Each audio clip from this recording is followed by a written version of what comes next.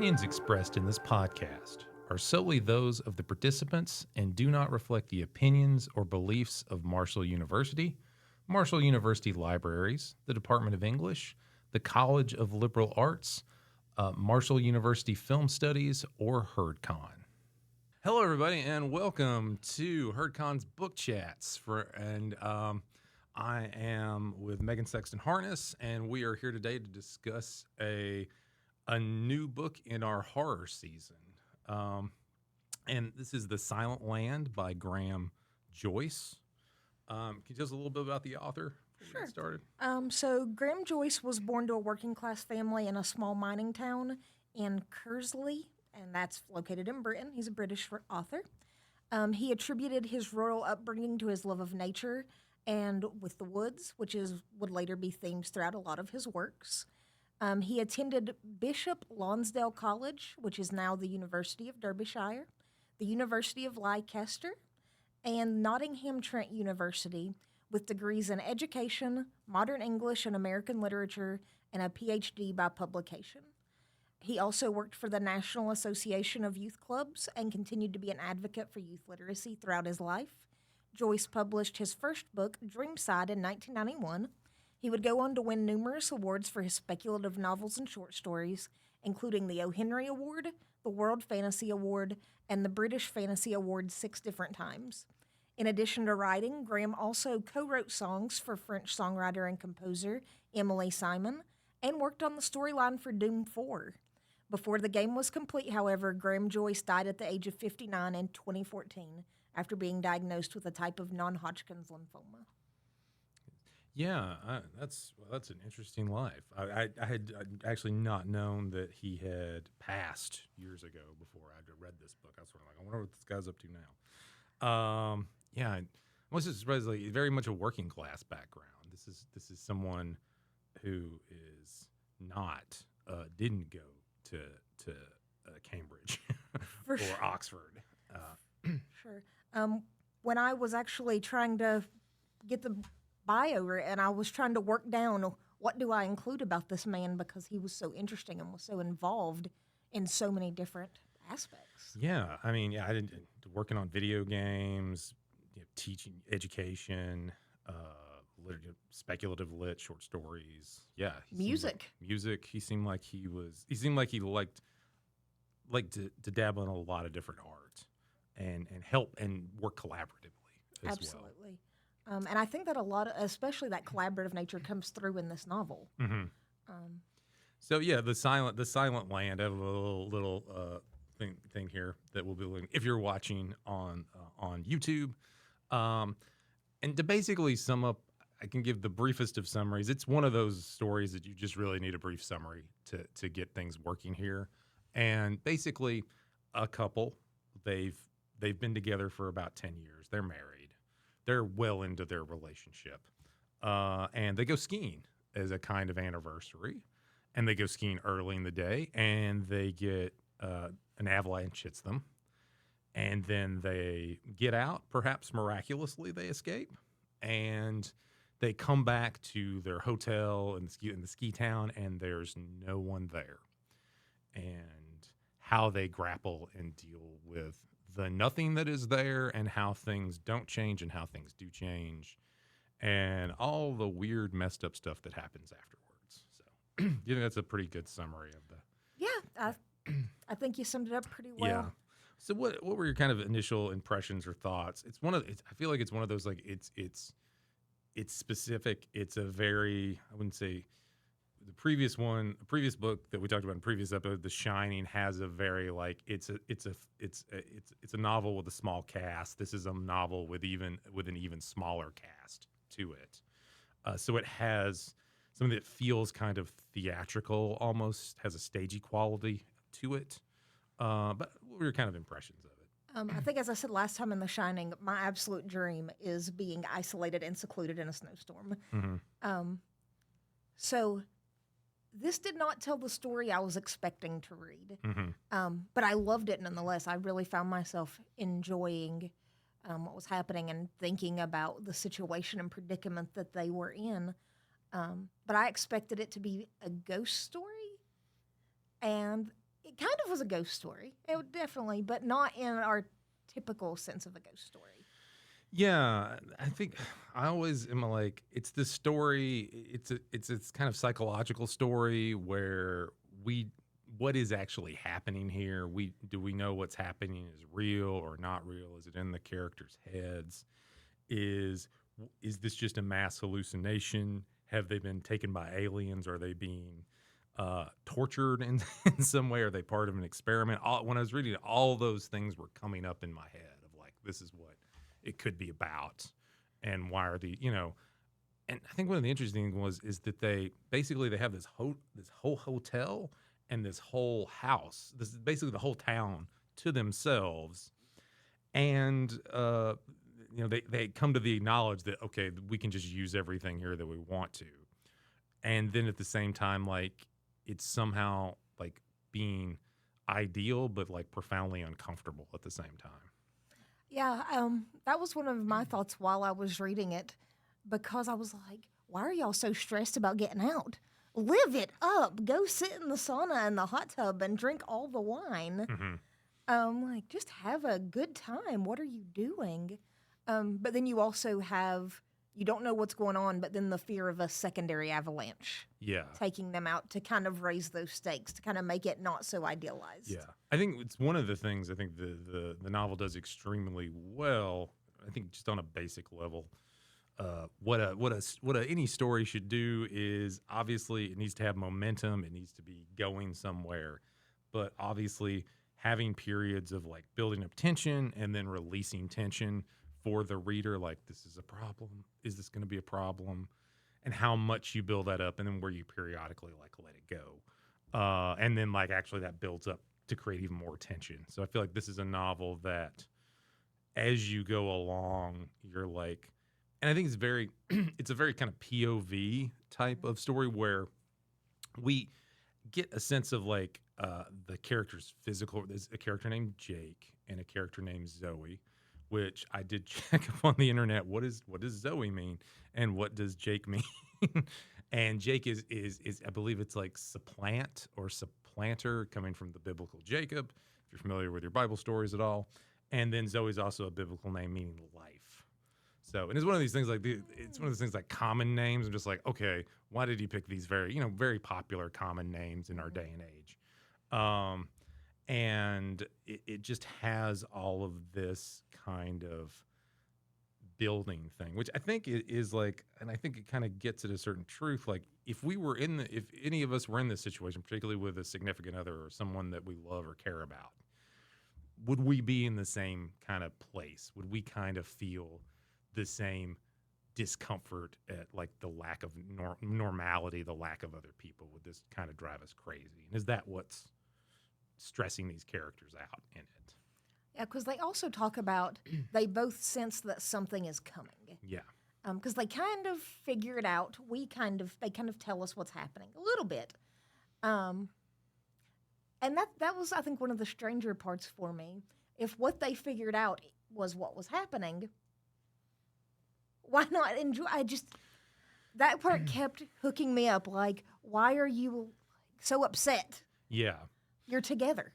Yeah. You're not alone. I could understand if one of you had made it out and you're alone trying to, but you have each other. Mm-hmm. Yeah, and I it's often a thing where like when you read like I feel like you read sort of a historical novel. I think of something like Kindred by and I'm suddenly blanking on her Octavia name. Butler. Octavia Butler, the fine, excellent, and wonderful author, great American science fiction, speculative fiction writer. When she wrote Kindred, she was basically saying like, the truth is when we would go back, if we were back in time, we would more or less do the same things. We'd like to say that we wouldn't. It's a totally different thing from this novel. So, but I feel like you read it and you have I always feel like reading this book, you had a slight sense of superiority in that I could just relax, For sure. I could just go with the flow. And these are characters that are incapable of really like not being curious and not being like, okay, we're in this place for however long, for whatever reason, let's just enjoy ourselves. That we are, I think as human beings, I think most human beings would do that. They'd be like, this is too nice. This is too like something's going to, if you're going to be stressed and anxiety ridden, you will find something to be stressed and anxiety ridden about. I really felt like Jake was trying to go with the flow, and Zoe was just not having it. Mm-hmm. He definitely seemed to be the more relaxed of the two. Yeah. Of them. But with this book, I also, I'm a big horror fan, and I found myself sometimes thinking that I accidentally pick up a romance book, but not in a bad way. There was definitely some steamy moments in it, so if that's not your thing. Spicy, as they call it nowadays. Yes. One is really just one particular scene, I think, that really hits up the spice, but yeah. But when I was looking up Graham Joyce, I found that critics and people, supporters, people who fans of him, one of the things they either loved or hated was that he doesn't write in one genre. Yeah. That this is a horror and it's a romance and it's a mystery and it's speculative fiction. It's a bunch of different. It defies the boundaries of genre. I guess I'm trying to say. Yeah, I often feel like it's the kind of thing where like it's okay not to stay in your lane. Like go try different things and mix things up because that's how genre writing or that's how any writing is invigorated and renewed if you try mix some things up. I mean, oftentimes a lot of the stories that we love and enjoy often embody multiple genres. Absolutely. In a lot of ways. I mean, Dracula, it's a novel about technology and modernism and about ancient horrors and romance. Immigration. Yeah, immigration, sexually STIs, infections, and sexual purity. Yeah, gentrification. A lot of these things, and it obviously plays up. It's epistolary. It's a lot of written letters, and Bram Stoker worked in the theater, so there's a lot of that to it. So it's something that, I think there's sometimes where things don't work when you put them together and they just don't click. But no matter what, I admire the choice. But to me, at least in this particular novel, Joyce's, it seemed very seamless. I didn't think, oh, he's doing all these different genres. He gives it the time to set it up. And I think what I found interesting about the book was that it very much in a more modern sense is pretty much within the first page, there's an avalanche. There isn't a lot of messing around. We get to the action and then we see kind of almost like, the major event and then the fallout from that is what we see and how these two characters deal with that and deal with each other and all the craziness that's going around. Yep. And maybe it's just coming off of reading The Shining. And I didn't find anything to back it up, but I did get some of The Shining to this, especially the hotel, Zoe having like the flashbacks of a full lobby, and those moments seemed very Shining-esque to me. Yeah, I mean, I think it plays into that haunted house, haunted hotel kind of ideas. Sure. And it was with there was the movie with Nicole Kidman and the others. Yes. Again, spoiler on this one, it's been a 25-year-old movie. Yeah, but she's like, what's wrong? Why am I in this house? And she's been dead for years. She's the ghost. Yeah, she's the ghost. And the people haunting her were the living people. And it is that kind of like revelation kind of thing, that the characters are kind of walking blind and you're kind of walking with them in it. And I think I'm just get the other thing I said, that there's not a lot, you don't really get a really firm physical description of the two characters, Jake and Zoe. I don't recall like what was their hair color, what was their build. I mean, there are images on the book, but that isn't how I pictured them in the book. But you get, and I don't think that's really necessary or needed, but there's a specificity about their emotional lives and the actions that they do. I think that's very vivid and particular, and the way the narrator kind of works through their memories and what they're thinking at the time. I also think that with what this book is actually about, not focusing on their physicality added a really interesting layer. Because when we get into spoilers, we can talk about that a little more. Yeah. But I definitely think that was an interesting writing choice with what this book focuses on. Yeah, I mean, it's certainly a book that has it's a story where does time move? Are things in a state of stasis? Are things frozen? Are they not? So I mean, it is a question of like time. Like, what is time? Is a construct, right? Well, I mean, we all like we're born and we live and we die. Spoiler alert. Um, and there's that, but how do we measure that? That is something that we just made up and seemed to make sense. So how you divide uh, the hours and the minutes and things like that. And so it seems to like often profoundly disorienting where some things are in motion. The sun's rising, the sun's setting, um, and other things are not. So I think it's interesting how used to that we get to certain things being what we expect, and then when those things aren't happening, how it throws us off, like emotionally and psychologically. Yeah, I think some of the food wouldn't rot. You would, It right? stayed exactly, and the candles didn't burn down until they did. Yeah. And then part of me is like, please turn those out. Don't start a fire, And there is a lot of like and it feels a little bit. It's kind of like a bit of mystery writing, what they call in mystery writing, detective stories, like fair play. Like you are reading along and you know what the detective knows, so you can kind of figure things out as the detective figures it out, or if you figure it out early or you were surprised. But here it's a little bit like you're in their perspective, but then you're kind of like, I think consciously that you always like, I would do things different, And so it is this kind of thing where the book itself is playing. It's kind of like it's showing you an example, and also you're already, to me at least, I'm thinking in my head, well, I would have done this or I would have done that. So it's this kind of like sub under the layer of like a choose your own adventure of how you would do things. So it kind of puts that aspect of the imagination to you, and then you can kind of be all frustrated with the main the main characters and what they're doing. But also, this is a book that starts at the beginning and you read it toward the end, so it is something that is a set narrative. So you don't. And I think ultimately it's about control and how ultimately we as readers don't have control over what this story is going to be. We only have control over how we react. And these characters are very much the same way. They can't really control their circumstances, but they can react to the circumstances that they're in. I also found this book interesting.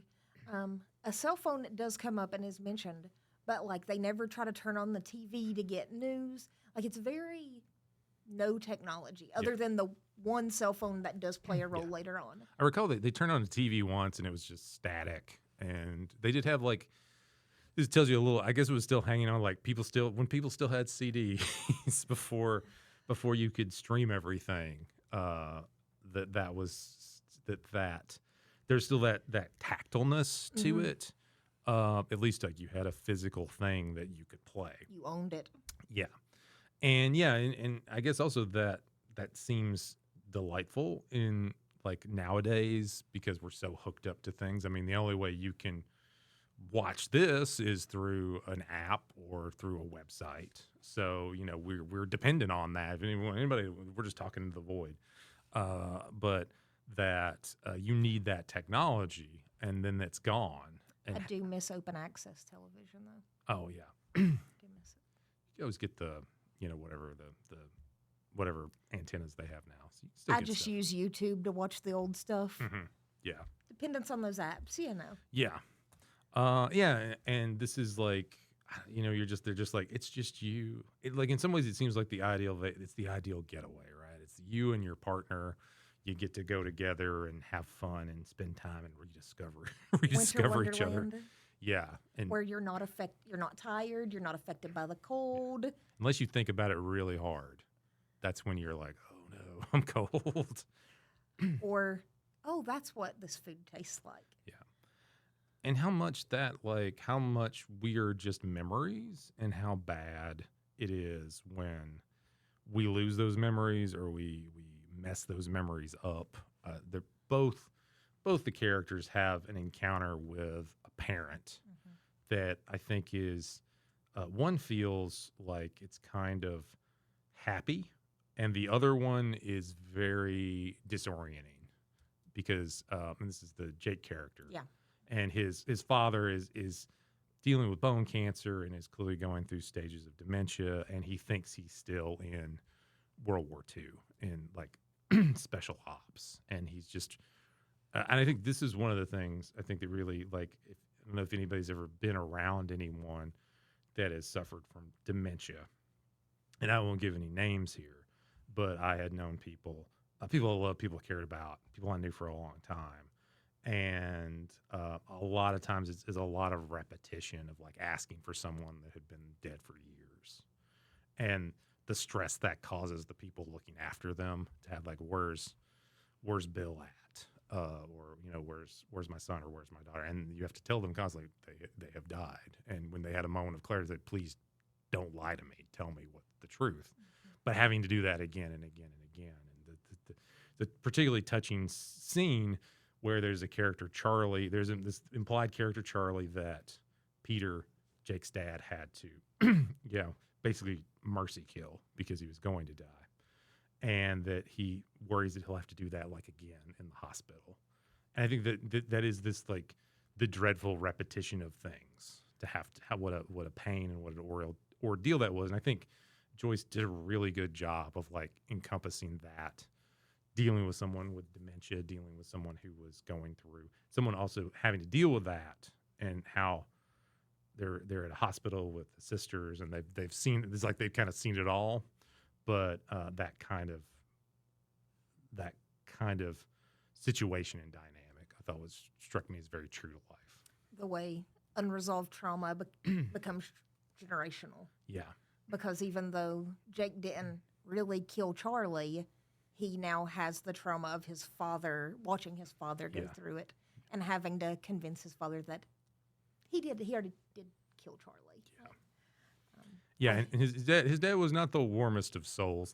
Let's just put it that way. He was never had a hug, so that was a little Which was very opposite of Zoe's dad, who was very loving, more of a father figure to Jake than his own father, the way it's discussed. And once again, we have the dichotomy of, and how their children came out, because Jake really strikes me as more of Zoe's dad, very like, just going with it, everything's going to be okay. Where I won't say Zoe was like Jake's dad, but definitely more high-strung and stressed out. Yeah. I think, too, there's a key thing that maybe motivates her to think what is, at one point they say he thinks they're dead. And so they're in some sort of, this is, some sort of afterlife. And she thinks it maybe not be that. So. I will say, I don't think this is a spoiler. I was really sad because I thought we were going to have some child-free representation, and then no. Well, it does. Speaking of those things, I think it is, I think this is why in like reality TV shows, it's so many times it's a family, right? Because child-free people or single people living their lives is like, like in terms of like visuals, there's not a lot of conflict going on. Whether you watch a Kardashian show and they're always arguing with each other or something like that, there's always conflict. So it is something that, I do think narratively, this is a novel that is a lot like, it feels like very, very domineering, that the author is very godlike in that the narrator, sorry, not the author creates the narrator, but the narrator, that there is this sense of this force that like, let's throw in some complications. Like, oh, that they're safe, throw in some complications. Let's throw some stuff in that'll make them like freak them out. Like the lettuce isn't wilting. Or, here's two birds popping out of nowhere. Here's your childhood dog that died 10 years ago. Sadie, which I was looking up names, Princess. So he called his dog Princess. That makes sense. And so you have all of these aspects that are just being peppered in there to complicate things, and certainly having the Zoe was pregnant. This happens fairly early on in the novel, and her inability to just say that to her husband, because it seemed like they had never had the conversation, which is odd to me for where they are in their relationship, that they would never really sit down and say one way or another what they wanted. I can say that with my relationships, that was like one of the first things. As one who's child-free, I think it's a little more important maybe to be very clear about I'm not having children. Yeah.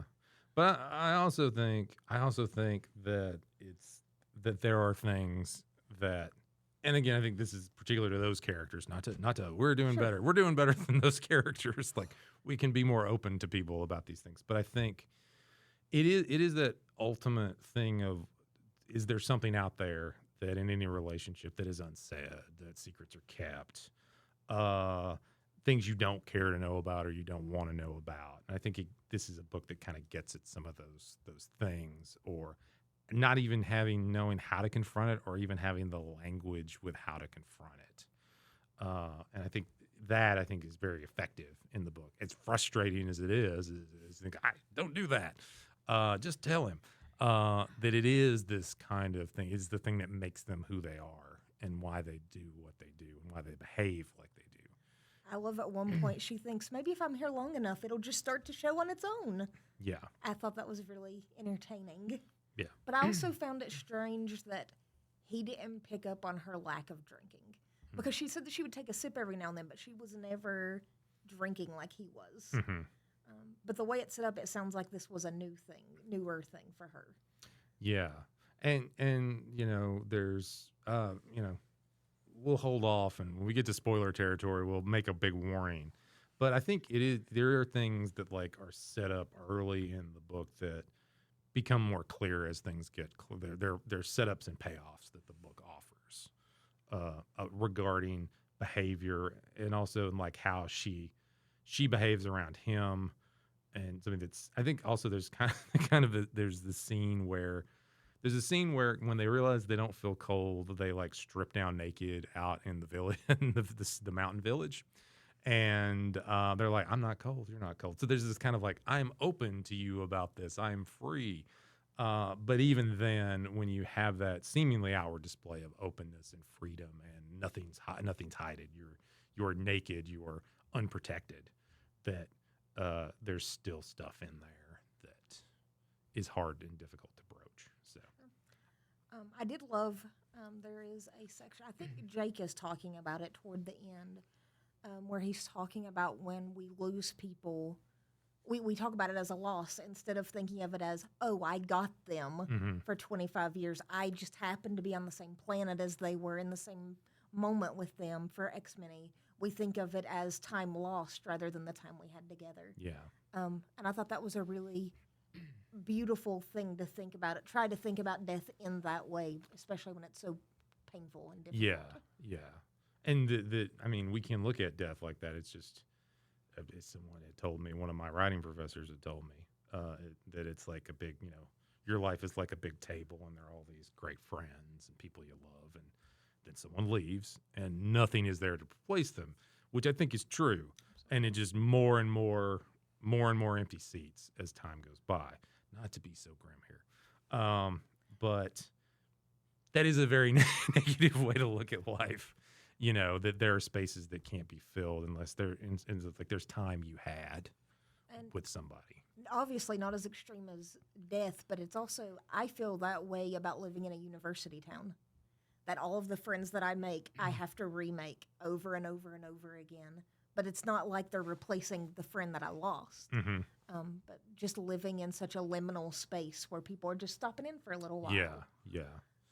Oh no, I remember in college in my younger days, you'd have to like make a whole new bunch of friends every semester because you went to school, you went to class and turned assignments in on time, and they did not. Yep. So, but yeah, and even when you're someone that's in like a position where you've been here you're not a student, you're not a matriculating student, people come and go, and so you feel their loss, and even when they're somewhere else, it can often not be quite the same. So Texting and calling isn't the same as actually being able to go and grab something to eat and let the conversation kind of naturally flow. But then again, back in the days, people wrote letters to each other, and it took them weeks or months to get to, and they somehow managed. I think of John Adams and Abigail Adams, but those two were clearly hot for each other if you ever read any of their letters. But where was my train of thought before I talked about one of our founding fathers? What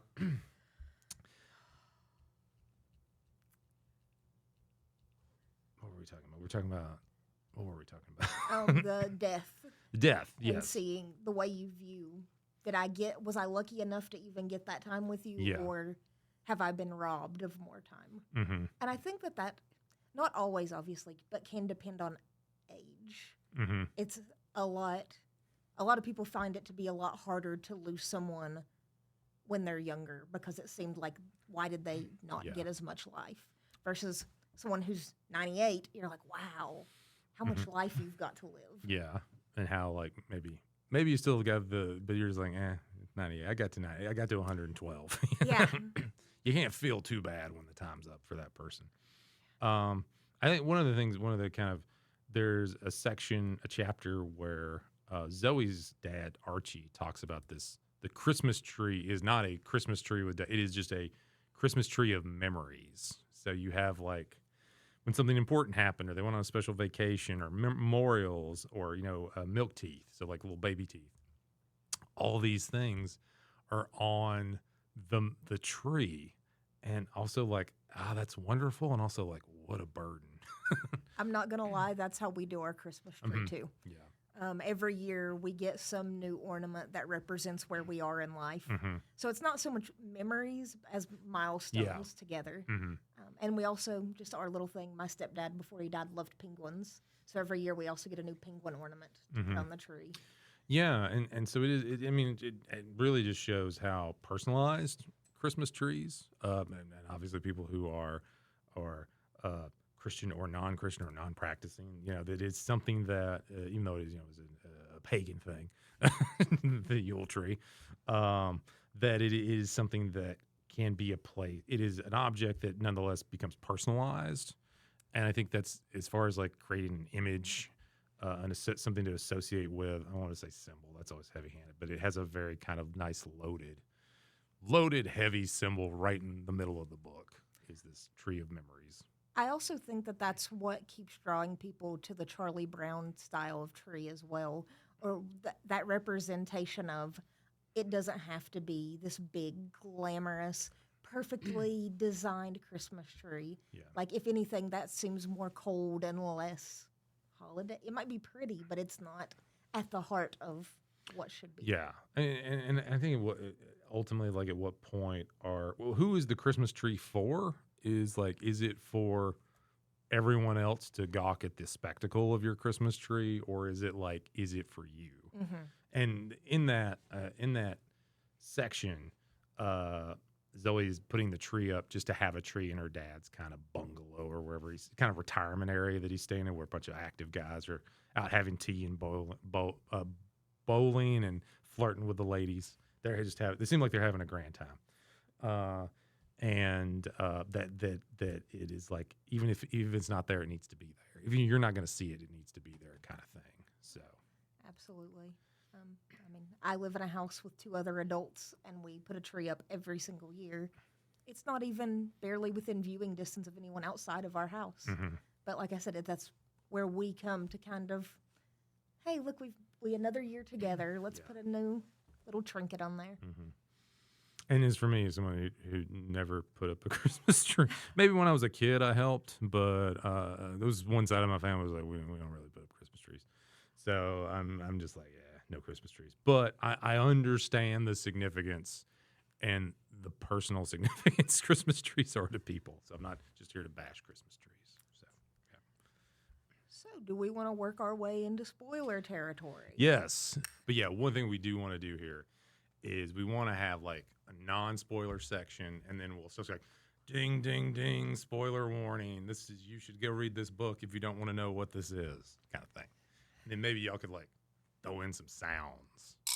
That's like obviously public domain. Flashing.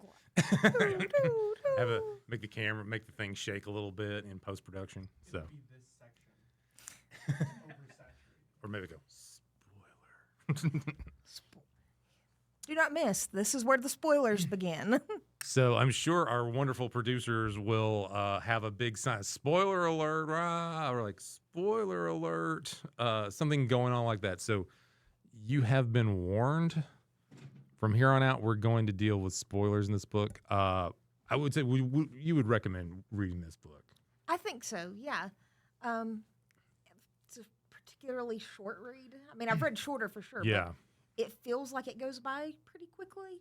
And if I hear we have more snow coming, so if you find yourself snowed in and you're looking for something, Yeah. even if you want to get cozy, maybe couple read it together. I would, I would give it a marginal recommendation, and it will become clear in my comments in the spoiler alert. But I would say, yeah, if you're interested in if you're interested in kind of psychological horror and like what the heck's going on, or is somebody messing with these people's minds, then I could recommend it definitely on that. So, and it's well written, a lot of nice, it's got a lot of nice details and language, and the characters are a mixture of likable and infuriating, I think, because you don't want them to be too nice, you don't want them to be just evil.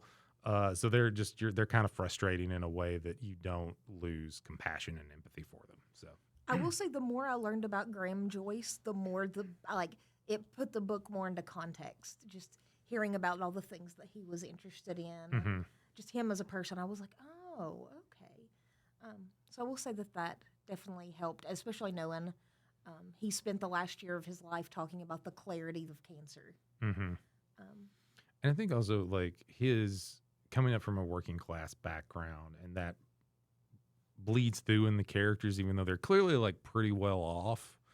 That this is like the Jake character's a veterinarian, so you get paid decent wages doing that. Was he a veterinarian tech? Was he a veterinarian tech? Because I thought that there was like a longer title or that he specialist. used, something. Yeah. But they also make sure to mention in the novel that this is like a special trip. This isn't an everyday we go skiing. Yeah.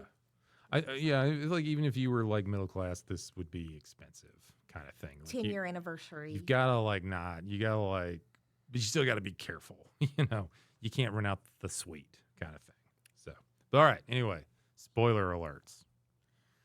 So for me, how long do you think Jake died on impact of the avalanche?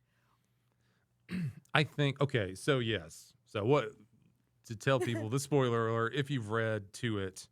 So what is the secret? What is going on here is that Zoe got hit with the avalanche and she was rescued. And she's been in a hospital bed for an undetermined amount of time. And she has dreamed, hallucinated experiences, worked through all of these things. And I'm glad it was not totally like realistic, because who dreams realistically? Yeah. Because it leaves that little bit of doubt in your head, like what's going on. I don't know, because remember she still had the card that Jake gave her That's at right, the yeah. village, so we don't know it was a little bit. dream. It's a little, Which is again blurring those lines of yeah, that's true.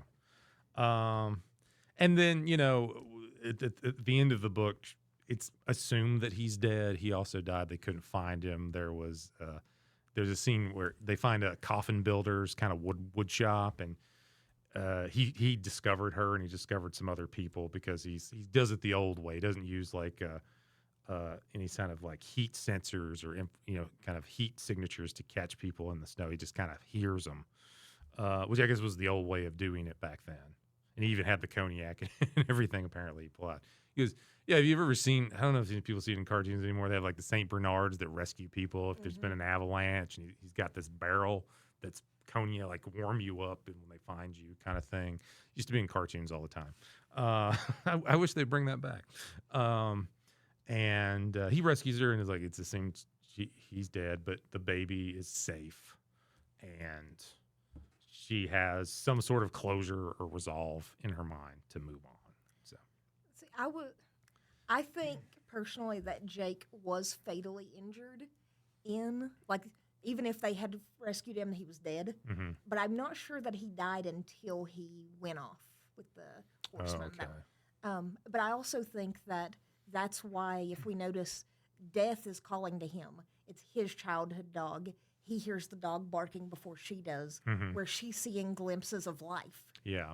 And so I thought that was an interesting dichotomy there when we got there, was that Death had a stronger grip on him and life had a stronger grip on her. Mm-hmm.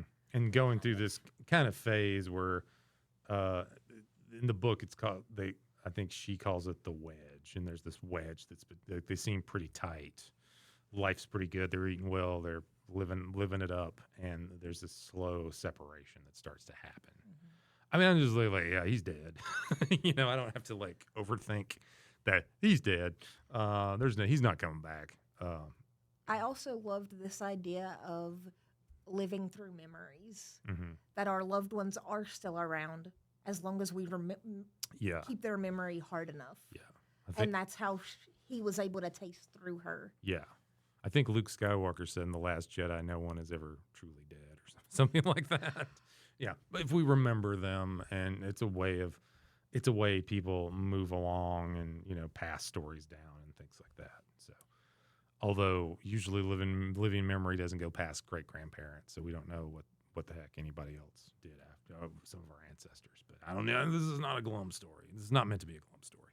No, despite it being sad, I normally cry during books. I Mhm. didn't cry during this one. If anything, it felt very hopeful, Yeah, very lighthearted, despite how dark Yeah. it was. yeah. This is like a single mom. This is a potential future single mom here. Seems like she's going to keep the baby. So things are going to be rough for this character, and everybody else in her life has died, and now her husband has died, and it's just all of this kind of, it's pretty dark, but you do have that hopefulness to it, even in the winter with the bright snow and there is this hope of renewal and continuation still. And I feel like I've been lucky enough, I've never lost a romantic partner. But if you were going to, getting those last little bit together where it is I think for me, that's why I was so frustrated with them.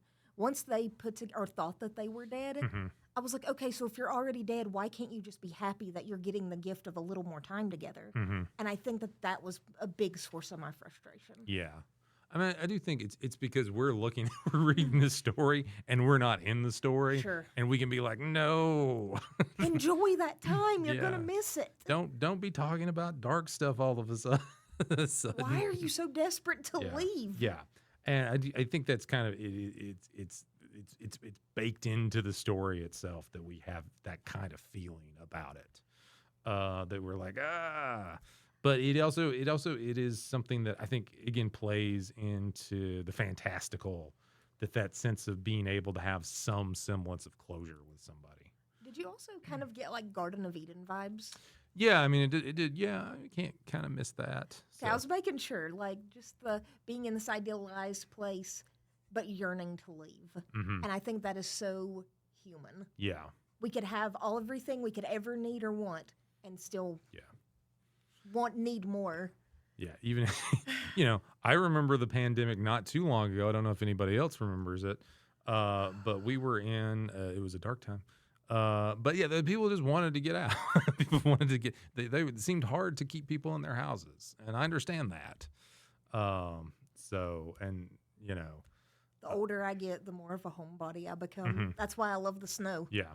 It's What- an excuse not to leave. But also when like your options are not there, like they literally cannot leave. They try a number of times to like get out of the ski village in the town area, and they can't. They just end up back where they are. So it is this kind of like you feel like they're in a fishbowl kind of thing. I also think it's interesting that it's told from two atheist point of views. Mm-hmm. So they don't have like that, oh, I'm waiting on heaven. It's very ambiguous what's going to happen. If anything, they're shocked that they're not asleep right now. Yeah. Then there's that scene where she goes into the church and it feels very cold and empty and pointless to her in that scene. So, there's a kind of, but also there's like a reminder of like there's the void just there, in it. So what I was talking about earlier, I love that if this is, obviously we're not in corporal form together. We know that they never found Jake. So them not describing the physicality fit really well for me as just these two ghosts, these two figures in the mist, very nondescript, when we get very vivid descriptions of the living people around. Yeah, yeah. So I really did like that writing choice, that maybe a first-time reader who doesn't know what isn't going to pick up on that little detail. Yeah, and this is the old man that rescues her. He talks about his wrinkled face and his breath and his hand. There's a lot of little details The about. black masks. Yeah, they're wearing. Obviously, it's cold. They got to wear, wear masks to stay warm and things. So it all kind of like makes sense what's happening. And really, it really rather quickly wraps it up. But it all kind of the loose ends are tied up. So. One thing I would, and it's not so much the writing, it's not so much the story, it's not so much the characters. It is this type of story that I like to think of as high risk, low to moderate reward as a story, where because the worst thing is if it was all a dream or they're actually in heaven. Like all these things I said earlier, like, oh, it's the aliens and they're messing with them. And so it's all of these kind of things as I'm reading, and then, I'm trained to look at things critically but I'm also like, what is this? What is this going on? Is this real? Is this in their minds? Have they been subjected to drug tests or something by, a black ops government or, anything like that? And then you get all these things in your head, like what the heck it could be, or just, there's like six guys screwing with them. And then you find out what it is. And, at least in my experience, seeing stories like this, you're always like a little disappointed. I will say I don't think the twist, if we can even call it Yeah. that, had much of a punch because they had already accepted that they had died. Mhm. So finding out, I wasn't shocked, I guess, that she was alive and safe and Jake was dead. Yeah. Even before he ran off with the specter of death. Mm-hmm. Yeah. Got on the big horse and rode into the sunset. Got in his pocket, right? Didn't he get in his pocket? He got in the seat of the thing. They talked about leather upholstery, so it was nice and very nice kind of sleigh to ride in behind. So, For some reason, I was picturing like Krampus opening his jacket yeah. and Jake just like getting sucked in. he just hopped on the horse's carriage and rode off. So But I will say that I didn't feel like the twist that you already told me yeah. what had happened. Like I already understood. And I think it's very much is a story. It's a very much a journey story. Not the journey is more important than the destination, which I think that's most stories. But I'm always like, I appreciate what you're trying to do here, but I'm a little disappointed. And just I don't think any story like that is like, oh no, he was. There's like you can think of a lot of movies like Vanilla Sky with Tom Cruise, where he's actually been in a car accident and they've kept him cryogenically frozen for years. Or there was a Shailene Woodley movie that was based off a true story about a woman and her partner, and they had a big accident way out in the Pacific, and then she basically Adrift. yeah, it's a good movie. And basically spoiler alert on that one, she had basically hallucinated him to get there. So it was kind of this sense of like he had died at some point, but then she saw him again, and it was kind of he was there to kind of she had like basically hallucinated him to emotionally get through that thing, which is clearly like an extreme stress reaction. I liked it in this book because, like I said, I don't feel like she was hallucinating him. Mm-hmm. Yeah. But I am a little tired of I hallucinated the one I love to get through. Yeah. I'm going to spoil a movie real quick. I don't know if you've seen the movie Fall about the two girls who climb the radio tower. Oh, I mean that's it's like open water where like they get stuck and bad things happen. Yeah, the ladder breaks and they Yeah. can't get down. Very similar. One of the girls dies trying to do something, but the other girl is in a delusion that she got back up to safety Mm-hmm. Yeah. and only discovers it at the main end. And I think this is something that it's got a nice little like stories like this have very good premises, and I can appreciate what they do to get there. But at the same time, I'm just like it is like it's a little bit like some detective stories, however good they can be. When you find out who the killer is, you're like, okay, And I think it's more just what a story like that is inevitably going to do, and it's not that I'm not open to like, man, that really worked. And also just simply you're just a cynical reader who's read enough stories and seen enough movies where that happens where you're like, oh, okay. Yeah. Yeah. As much as I love horror, it's very hard to find new horror that even gets me unsettled at this Yeah. point because I'm like, ah. Nothing. You're just so like, yeah, that's okay. How else could I watch Halloween H2O like 20 times? Yeah.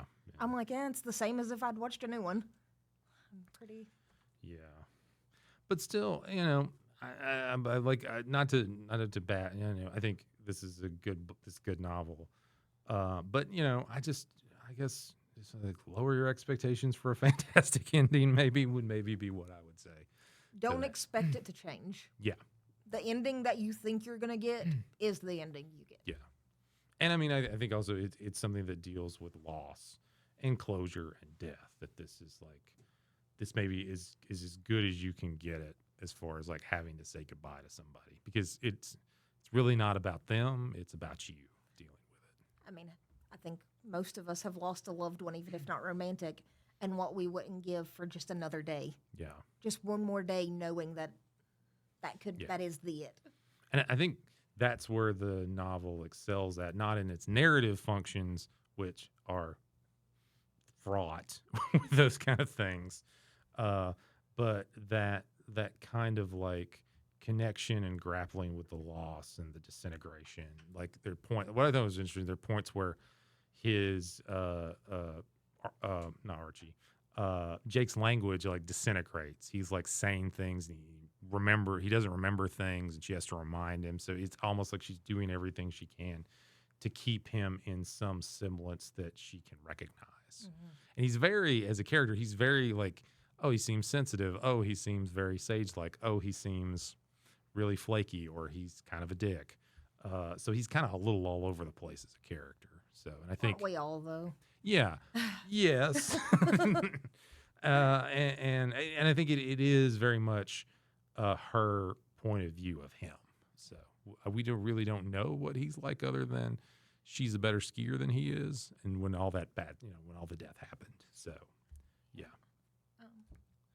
But yeah, I don't think Jake died until right there at the end. Mm. But like I said, I do think that he was more gravely injured than she was. Oh, I mean, yeah, he's dead.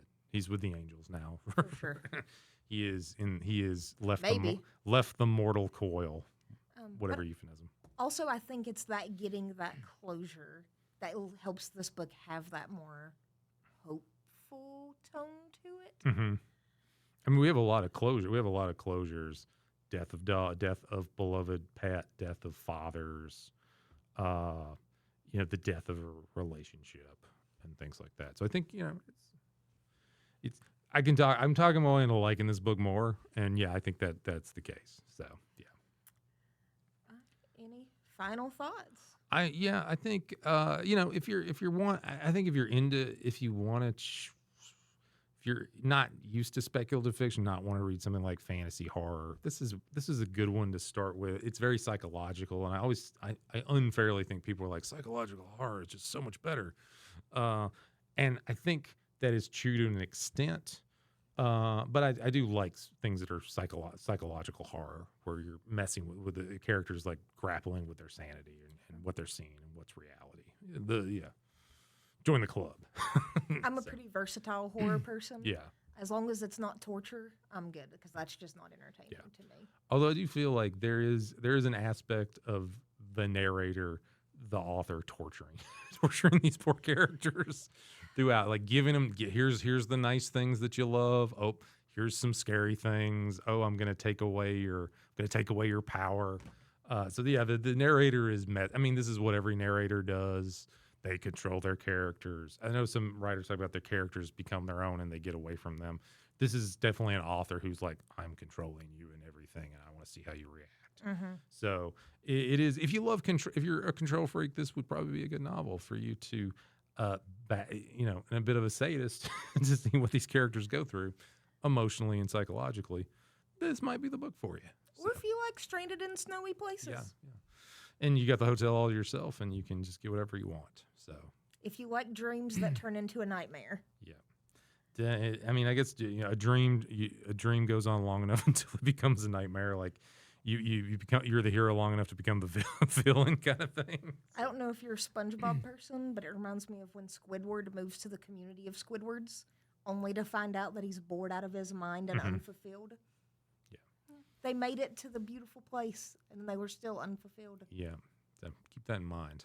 So All right, before we sign off, I think our next book is The Good House by tonight we do The Good House, a novel. So we're hanging with the house hotel theme, and we'll be talking about that next time. Until then, take care, be well. Make sure to like and subscribe and share, because we don't want to talk into a void, and we want to make sure that you're checking out good books and from good authors. Take care. Look at us not fooling around. Right, got in there and got it done.